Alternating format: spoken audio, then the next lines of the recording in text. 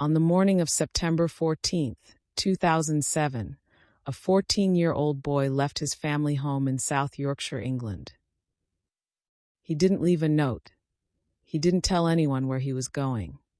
And he never came home. That boy's name was Andrew Gosden. By lunchtime, Andrew had already traveled more than 170 miles, arriving alone in central London. By the end of the day, he had vanished completely. No phone calls, no bank activity, no confirmed sightings. This is not a story about rebellion. It's not a story about obvious warning signs. It's a story about a quiet, intelligent teenager who stepped onto a train one ordinary morning and disappeared without a trace. Andrew Gosden was born in 1993 and lived with his parents and sister in the town of Balby, near Doncaster. By all accounts, Andrew was a bright, gentle, and introverted child. He was academically gifted, especially in mathematics, and had recently received a letter inviting him to attend a summer program for high-achieving students. At school, he was well-liked but quiet. He didn't cause trouble. He didn't skip classes. He didn't have a history of running away. At home, Andrew enjoyed video games, books, and music, particularly rock and heavy metal bands. He often wore band t-shirts and preferred to keep to himself. Importantly, those closest to him say nothing was wrong. No arguments. No punishments. No emotional breakdowns. Andrew's life, at least on the surface, appeared stable and ordinary, which makes what happened next so difficult to explain. Friday, September 14th, 2007, began like any other school day. Andrew's parents left for work believing their son had gone to school. But Andrew never arrived. Instead, Andrew returned home shortly after his parents left. He changed his clothes. He took $200 in cash from his bedroom, money he had saved over time. He did not take a phone charger, extra clothes, identification, or his passport. At approximately 9:35 a.m., Andrew arrived at Doncaster train station. He purchased a one-way ticket to London.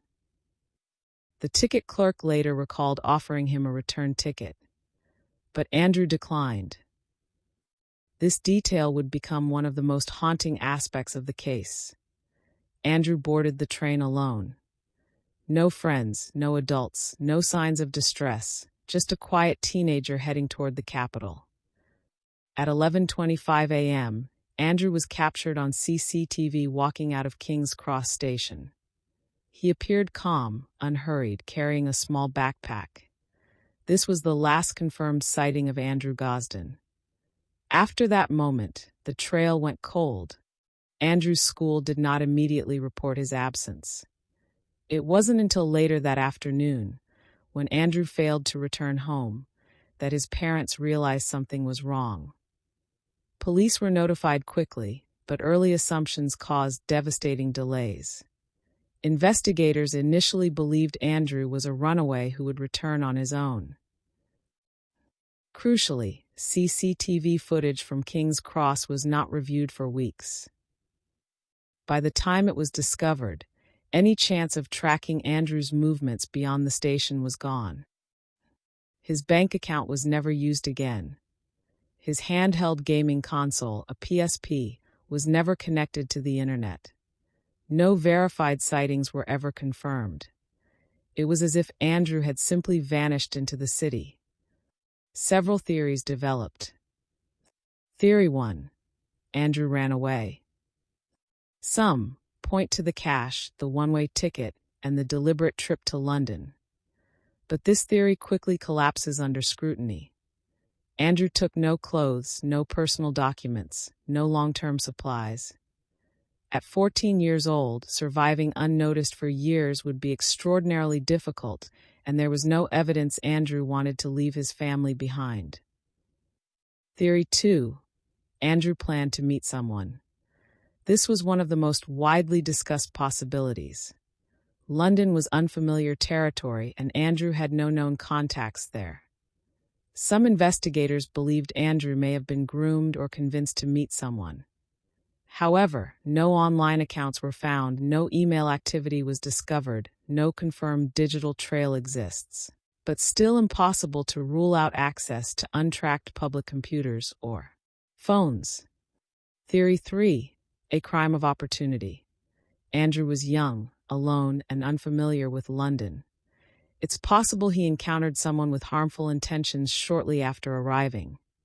But again, no witnesses, no forensic evidence, no body. London is vast, and anonymity can be deadly. Theory 4. Voluntary disappearance. This theory suggested Andrew chose to start a new life, but it raises a difficult question. Why leave behind everything? No confirmed sightings have ever emerged despite massive publicity. At 14 years old, disappearing successfully would be almost unprecedented. The problem with every theory is, each explanation fits some of the facts. None of them fit all of them. That's what makes this case so deeply unsettling. In 2021, police announced the arrest of 2 men in connection with the case. They were later released without charge. The case was reclassified to include the possibility of human trafficking. But no new evidence was made public. Andrew Gosden remains a missing person, and the investigation remains open. On a quiet Friday morning in 2007, Andrew Gosden walked into London alone. He didn't say goodbye. He didn't explain his plans. And from that moment on, he disappeared from the world. Someone knows what happened to Andrew, and until that answer comes, this case remains one of the most haunting, unresolved disappearances in modern British history. If you have any information, no matter how small, authorities still want to hear it. Comment below what you think happened to Andrew. Also, please like and subscribe to Midnight Case Files Investigates. And as always, thank you for watching.